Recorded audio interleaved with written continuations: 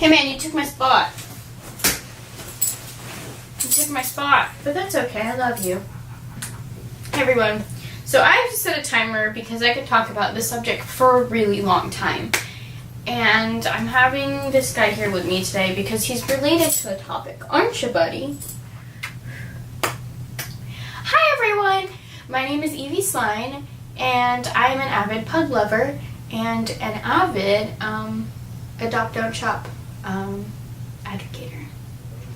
That might not make sense. This guy over here, Stevie, he is a, I've had him for almost 10 years. It'll be 2 days from when I'm filming this video that it'll be our 10-year gotcha day. He'll be 11 in about a month. He's my best friend. Hear those noises? They're pug noises. And as you can see when I lift him up, sorry, you have to see his man parts, but he's neutered. Because that's the right thing to do. I might start crying. And I don't want to start crying about this subject because it sucks and I barely start crying about it. So over the past 4 months, I've started fostering for the rescue that he came from. And first we had a little girl and she stayed with us for about 6 weeks. And she was the sweetest thing ever. I filmed a video with her, but it was I failed at holiday makeup look. If you'd like me to actually post that, I've spent so many hours editing. I haven't even finished editing it because it was 40 minutes long to begin with. So if you want me to finish editing it, let me know and I'll post it. And she was the sweetest thing ever, and we just kept her until she got spayed. And then a couple weeks after she got spayed, she got cleared to be adopted. So she got adopted. And there was nothing really wrong with her except for she needed to be spayed. And with the rescue I work with, it's called PugHearts of Houston. They are a pug rescue, from the name. They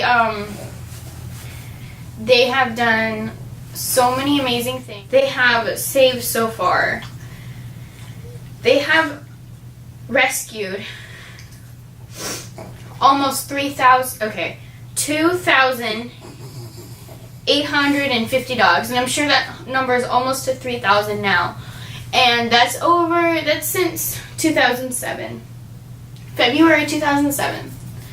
And I got him in 2009. So that's been almost 12 years. Let me tell you about the experience I've had this weekend. So he's not a fan of male fosters. He's not a fan of male dogs. But that's because he's a male dog, and that's just who he is, and that's fine. And so we can't have very many fosters because A, our landlord, and B, he doesn't like it. And he's a little mad at me now because we just had this foster I'm going to talk about. Foster Gentry, he was not neutered, and he was used for breeding. And so we got him this weekend, on Saturday afternoon, because he was handed to the rescue because he needed to get out fast, because he can no longer do his duties as a breeding dog, because he most likely has a testicular infection, and that makes him infertile. First of all, you should not be breeding dogs if you're not doing it correctly. And the correct way to breed dogs has a whole list of criteria of over 50 things in my mind, and I will go over that in another video if you would like. But I do not think that you should be using your dogs to breed, and I think once they get to the appropriate age, you should spay or neuter your dogs or cats, because this can cause so many health problems and more animals in the world. And we already have so many problems with stray dogs and stray cats that we need just whatever household animals or animals you do own to be spayed or neutered. I know it's expensive, but just do it, you know? I know that sounds morbid and crazy to me, for me to say, just as a person who's a teenager. I know it's expensive to spay or neuter your animals, and I know it's expensive to buy an animal. With the rescue that I work with, we make sure that all the animals are spayed or neutered as along with other medical issues, such as they get a microchip for the rescue, they get their shots, they get all their medical needs taken care of before they're adopted out, and they actually do get a behavioral evaluation before they're adopted out, which is another very important thing, because a lot of times dogs are just adopted out. And I know I can't control this and do anything about it, but poor guy Gentry, he was experiencing a lot of pain when he came to us. At first I didn't notice because I thought he was just having a lot of attachment issues, and at first I noticed his testicles, their balls were really big, and I didn't know if that was because he wasn't pure pug, but I think they were at least twice the size that they should have been, and he was from a good breeder because he was not afraid of humans, and he was very happy to be around us, and he was not aggressive in any way, but I just had to drop him off at the vet because he was whining a lot, and I felt really bad because his eyes were yucky, and he seemed to have an infection testicular-wise, and his ears were gross, and I can't fathom an animal being in pain for no reason, because their owner decided to use them for breeding purposes, or their initial owner decided to use them for breeding purposes and not to have the dog life that this one has and the life that everybody from the rescue that I work with wants them to have, the life that they should have what they want. And not like they should have a life that they're loved and cared for, and they shouldn't be kept in a cage or a crate just to breed, and they should have the love and the cuddles and all of that stuff that they deserve. And it was clear he didn't know how to be a dog. This toy right here, I showed it to him and he didn't know what it was. I started rubbing it, putting it towards his face. He started biting on it and chewing on it, which I was starting to be happy about, but it broke my heart that he didn't know what this was. He knows what this was, but he doesn't like this type of toy, he likes this type of toy. He likes stuffed animals, basically. But that dog didn't know what these were. The dog didn't understand that toys were for play, and that play was something natural that he was supposed to be able to do, and he was allowed to run in the grass. And sorry, I have to look at my timer. I only have one more minute left, but because I timed myself, because I was I'm only going to talk about this topic for 10 minutes, because I could talk hours upon hours about how angry I am at this point, and how much I want to, ball up into tears about this dog that was only with me for less than 3 days, and he just didn't know how to dog.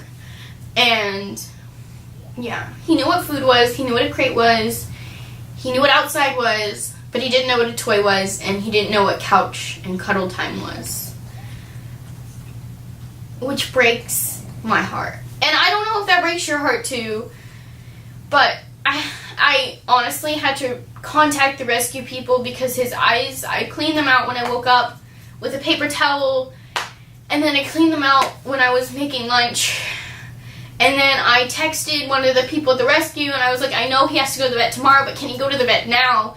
Because I don't know if I know this can probably wait till tomorrow, but I don't want him to be any more pain that I can't do anything about. He needs, I went to the vet and I was I don't know, maybe he just needs a lot of antibiotics right now that I couldn't give him right now to make him feel better, because I don't have access to antibiotics for animals, and they do. They could have just given them to him. So hopefully they're starting him on antibiotics soon in the next couple hours or something, and evaluating what's wrong with him, because I really want him to live the dog life, and I want him to live the best life he can.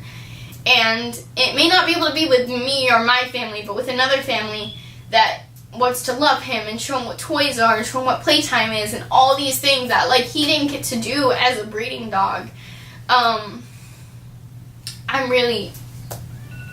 There goes my timer. But I'm going to conclude this. I'm going to say, please spay and neuter your pets.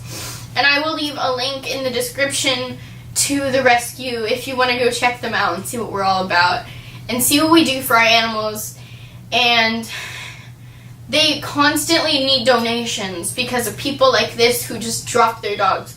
I mean, thank God they dropped the dog to us, to the rescue, who can take care of him and give him the medical treatment he needs and neuter him. But I'm about to cry again. I honestly am gonna keep this as uncut as possible. I'm like really aggravated right now, so I thought I'd turn on the camera because I started making videos again. Yeah. And I'm not wearing any makeup or anything because I didn't wear any makeup today because it was like a lazy-ish day before school. So I'm alone. But I'm just really aggravated at whoever owned this dog before and didn't give him the life he should have had before.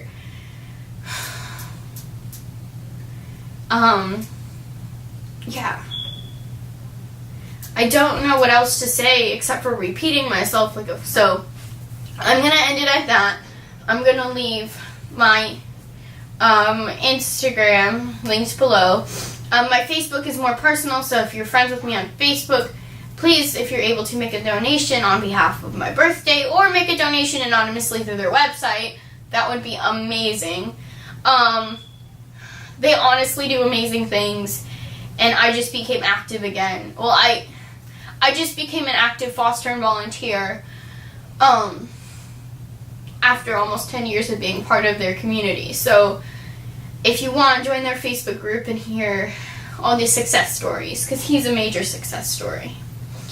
And he's a huge part of my life, and I would not have him or be part of this like community without them and their community called PugHearts of Houston Rescue.